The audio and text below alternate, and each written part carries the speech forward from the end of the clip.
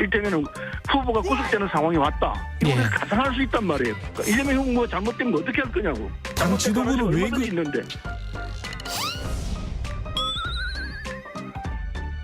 구속될 걸로 전망된다 이런 취지는 아닌 것 같아요. 그래서 이게 조금 더 확대 해석되거나 와전됐다고 생각이 들고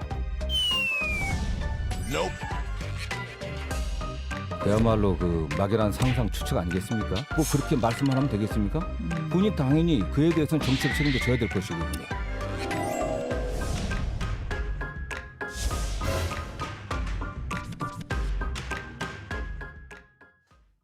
예, 두 번째 주제는 너무 나간 서른으로 잡았습니다. 서른 의원은 이제 이낙연 후보 캠프의 좌장 역할도 하고 계신데요.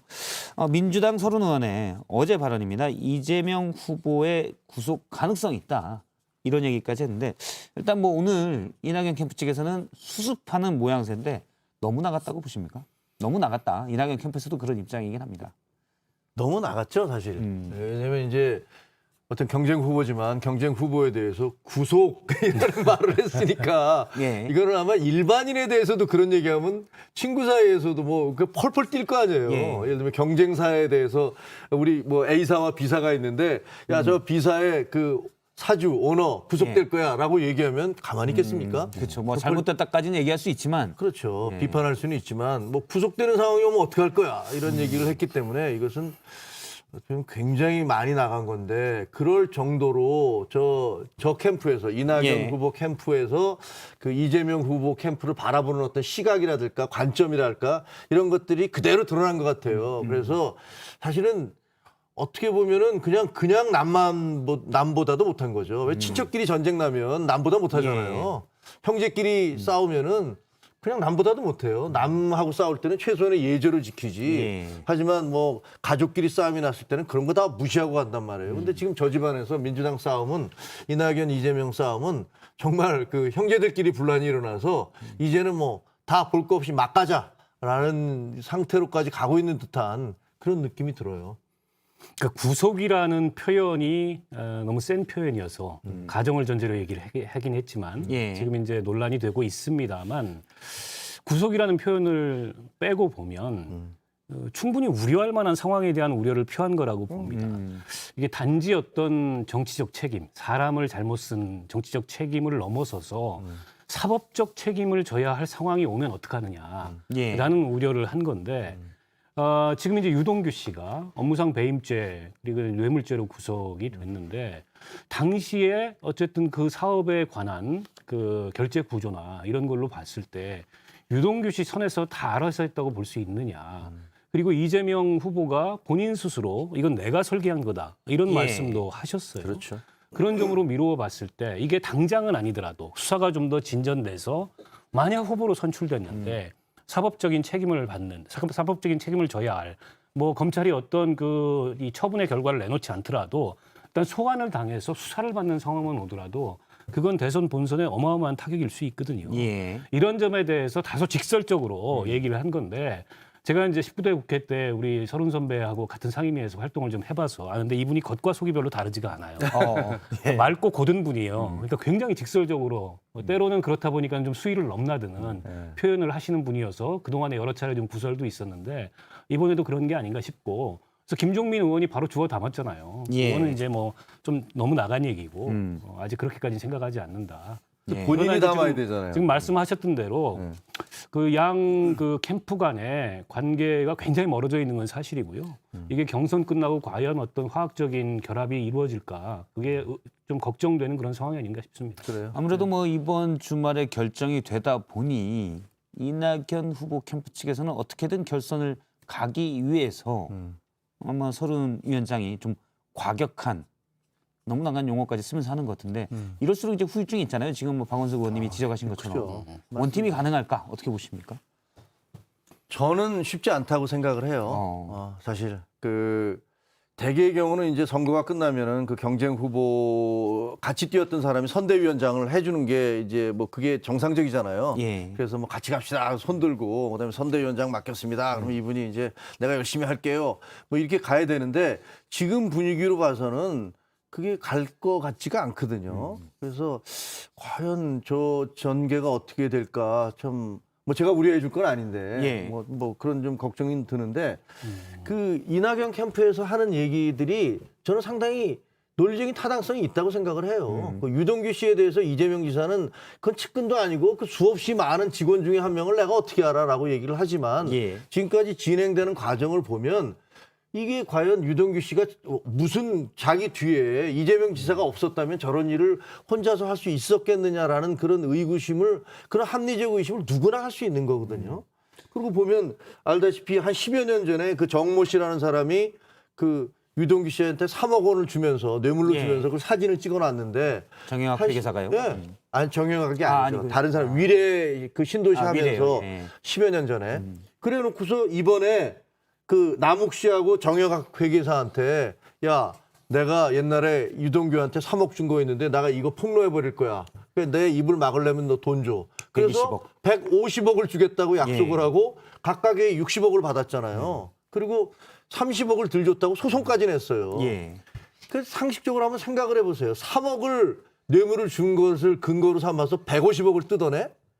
말이 안 되잖아요, 이거는. 이건 뭐 부루마블도 아니고 너무 돈 단위가 올라가서 저도 요즘 뉴스를 보면 예. 김경률 회계사하고 다른 프로그램에서 얘기를 들었는데 김경률 회계사 얘기가 그런 정도의 경우는 대개 한 20-30%가 공정 가격이라는 거예요. 예. 그러니까 3억 원 정도를 내가 뇌물을 준 걸 다른 사람이 알게 됐어. 들켰으면? 그러면 내가 야 1억 줄 테니까 입 막아줘 라고 하는 게 정상이라는 거예요. 그게 이제 대개 한 20-30%의 가격을 주는 게 정상가라고, 뇌물의 정상가, 예. 입막음의 정상가인데 이거는 50배를 준 거 아니에요.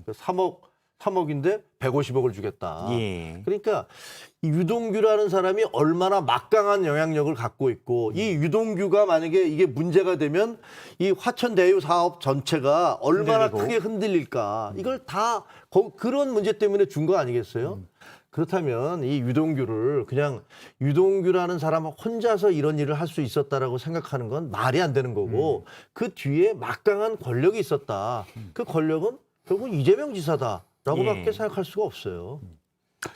글쎄요, 선거 끝나고 나서 이제 승자와 패자 간에 어느 정도 감정 정리 시간이 지나고 나면 이른바 원팀, 그러니까 당의 승리를 위해서 결합을 하는 게 이제 보통의 선거의 모습이죠. 예. 근데 이번 같은 경우에는 여전히 이재명 후보가 경선에서 승리하더라도 여러 가지 리스크가 남아있다는 그렇죠. 그런 면에서 봤을 때 이낙연 후보가 흔쾌하게 선대위원장을 맡으면서 이게 원팀을 위한 노력을 기울일지에 대해서 약간 미지수라고 봅니다. 뭐 정가에 떠도는 얘기로는 뭐 선대위원장이나 이런 건 맞지 않고 당분간 집권할 거다. 상황이 어떻게 변할지 모르기 때문에. 지금 뭐 그 상황이라는 것은 사실 가정이고 가상입니다만 혹시나 기소되거나 뭐가 나왔을 경우를 대비해서 내가 대안 후보가 될 수 있다로 옆에 이른바 파킹돼 있다. 파킹할 수 있다. 이런 얘기인가요? 뭐 그런 가능성까지 예측하는 그런 관측도 있습니다만 물론 이건 아직까지는 뭐 좀 이른 얘기일 수 예. 있어요. 그러나 리스크가 있는 건 분명하고 그렇죠. 이렇게 리스크가 있는 상황에서 과연 이제 이 선거에 총괄 책임을 지는 선대위원장이나 이런 걸 흔쾌히 맡으려고 할까 이 점이 약간 좀 미지수고요. 만약 그 이낙연 후보가 나서서 그렇게 흔쾌하게 원팀을 위한 노력을 기울이지 않는다면 이낙연 후보를 지지했거나 그랬던 그 의원들 혹은 뭐 이낙연 후보를 선택했던 예. 그런 지지자들 역시도 흔쾌하지 않을 가능성이 높아서 그리고 약간 이제 지지 기반이 좀 많이 다르잖아요. 이게 이재명 후보를 지지하는 지지 기반하고 이낙연 후보를 지지하는 지지 기반하고 지지자들 사이의 원팀, 지지자들 사이의 화학적 결합 이것도 과연 가능할지에 대해서 의문이에요. 관건은 과연 이 대장동 의혹이 이 정도 선에서 끝나느냐 예. 아니면 유동규 씨에 이어서 지금 뭐 전 성남시의회 의장까지도 거론이 되고 있는데 성남시의회 의장이면은 형식적으로는 시장과 더불어 투톱이란 말이에요. 예. 그러면 이게 당시 시장이었던 이재명 후보까지도 이와 관련돼서 수사 대상이 이미 저는 되고 있다고 보고 근데 그 단지 수사 대상이 되는 걸 넘어서서 소환을 당한다거나 말씀하셨던 대로 기소가 된다거나 이런 단계의 리스크로 확산되게 되면 그야말로 이건 뭐 한 치 앞도 내다볼 수 없는 그런 상황으로 접어들 수도 있다고 봅니다. 물론 뭐 이재명 후보는 강력하게 얘기를 해옵니다. 내가 한 푼이라도 받은 게 있다면 당연히 그럴 수 있다. 근데 그런 게 전혀 없다고 부인을 하고 있고 다만 이제 얘기되는 것 중에 하나는 제대로 이 유동규 본부장 이런 부분들 대흥동 개발 사업을 관리 감독했어야 하는데 하지 못했다. 그래서 뭐 직무유기로 배임으로 뭐 직무유기나 이렇게 될 수도 있다라는 얘기도 있거든요. 만약 그렇다면 책임은 어느 정도라고 봐야 되나요? 왜냐하면 윤석열 후보도 지금 공수처로는 고발사주 의혹 관련돼서 입건은 돼 있거든요. 예.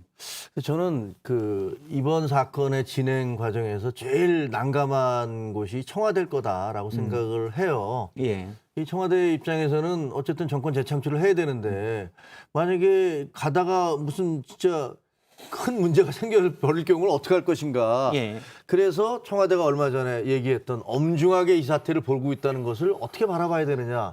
이에 대한 해석이 하나 중요하고 그리고 저는 또 하나 그 어떻게 보면 상당히 친여적인 성향이 강한 그 민변, 참여연대 이쪽에서 어젠가요? 일제히 이 화천대유 사건 이거 이상하다라면서 문제를 제기하고 나섰고 예. 그리고 또 친문 단체라고 알려진 곳에서 갑자기 이재명 지사가 그 변호사 비용으로 3억을 줬다고 하는데 사실은 20억을 줬다라는 그런 녹취록을 우리가 가지고 있다. 라면서 이것을 고발을 한단 말이에요. 그거는 조금 이상해요. 이걸 어떻게 봐야 되는가? 이 신호를 어떻게 봐야 되는 건가? 예를 들면 왜 청와대가 갑자기 그런 얘기를 하고 그다음에 물론 이게 무슨 다 연결돼 있다는 증거는 아무것도 없지만 하지만 친문 단체에서 이재명 지사에 대해서 고발을 하고 그다음에 무슨 아까 얘기했던 시민 단체들 다른 어떤 참여연대라든가 민변인가 이런 데서 비난을 성명을 내고 이런 것들은 뭘까? 그런 내부에서 지금 굉장히 고민들이 있구나.